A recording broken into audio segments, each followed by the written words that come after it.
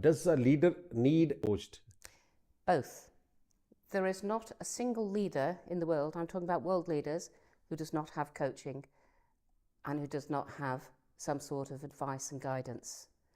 Now, you don't have to be a world leader to benefit from this, although I was lucky enough to be one of the people who was an executive coach for the United Nations, so I have coached some very big leaders.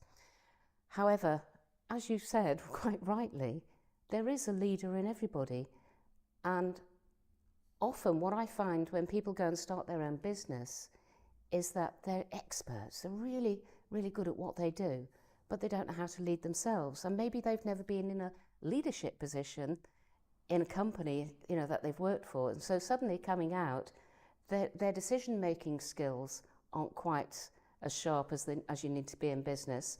Or perhaps, they have a vision, but they can't verbalize it. There's lots of things that we take for granted. It's a good thing, isn't it? We come out of a business thinking, wow, I'm brilliant at this, I can do it better than the boss or what have you, and this, that and the other. And then actually you realise there's all these other hats you've got to wear and all these things you've got to be brilliant at. And that's where I help people in business with their leadership.